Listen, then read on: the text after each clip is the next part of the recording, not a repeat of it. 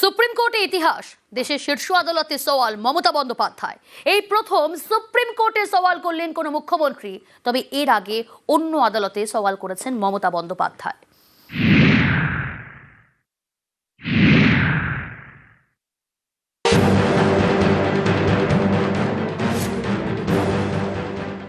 I will just tell save democracy.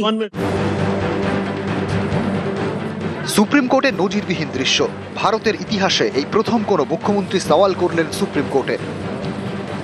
May I explain you, sir? Because in my view, Because I belongs to that state. I am very grateful, sir, because of your kindness.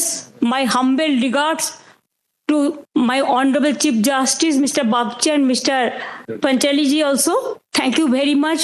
And my humble regards to Mr. Dwivedi and others, my opponent lawyers also. পশ্চিমবঙ্গে চলা SIR প্রক্রিয়া নিয়ে আপত্তি।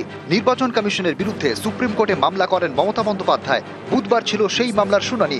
Mamata petitioner in person, অর্থাৎ নিজের মামলায় নিজেই সওয়াল করলেন। SIR process is only for deletion, not for inclusion. Mismatch not only the title, sir.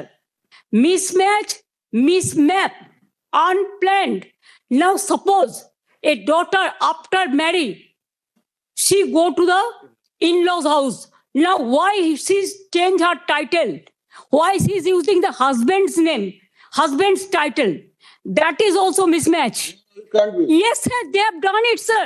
There are some daughters who married and shifted the in-laws house. They are now also just unilaterally deleted. It is just because they shifted their houses. আমার কাছে রাজনৈতিক কর্মী হিসেবে এবং আইনজীবী হিসেবে একটা ঐতিহাসিক দিন।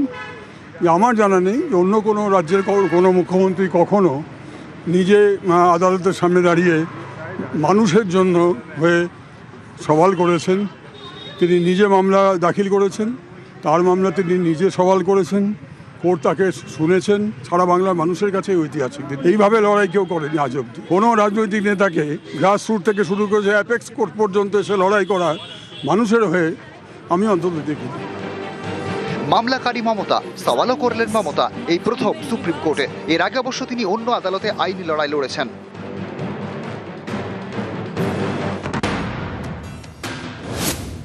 1993 সালের 21শে জুলাই 40 জন যুব কংগ্রেস কর্মীকে মিথ্যে মামলায় গ্রেপ্তারের অভিযোগ ওঠে। এই মামলায় ব্যাংশাল আদালতে সওয়াল করেন মমতা বন্দ্যোপাধ্যায় 1996 সালে 9 জুলাই। মামলাটার যখন যাচ্ছি আমি প্রস্তুতি নিয়ে মামলাটা করতে, তখন হঠাৎ আমাদের সেই প্রিয় দিদি কোর্টে হাজির এবং তিনি বললেন, অলোক, মামলার যা কিছু আছে তুমি আমাকে এই ধারা বা কোন কোন সেকশন আছে সেই সেকশন ওয়াইজ কতজন আসামি আছে স্টেপসগুলো তুমি নাও এবং তুমি আমাকে সমস্ত ডিটেলসটা বলো। উনি যখন কোর্টে গিয়ে অ্যাপিয়ার করলেন, মনে হচ্ছে একজন সুদক্ষ আইনজীবী হিসেবে প্রত্যেকটা ধারার এলাবোরেটলি উনি ডেসক্রাইব করলেন কোর্টের কাছে। 1994 সাল দক্ষিণ দিনাজপুরের কুমারগঞ্জে পুলিশের গুলিতে মারা যান পার্থ সিংহ রায় নামে এক যুবক। এই মামলায় বালুরঘাট আদালতে সওয়াল করেন মমতা বন্দ্যোপাধ্যায়।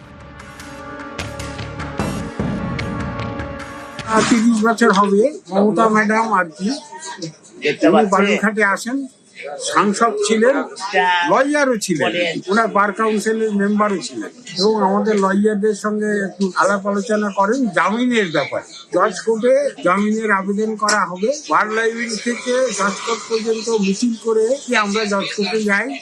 নীলকান্ত বাগচি বেল মুভ করেন, শ্রীমতী মমতা ব্যানার্জি, সবাই আরো অনেকে ছিলেন। 1997 সাল চুঁচুড়া জেলা আদালতে সওয়াল করেন মমতা।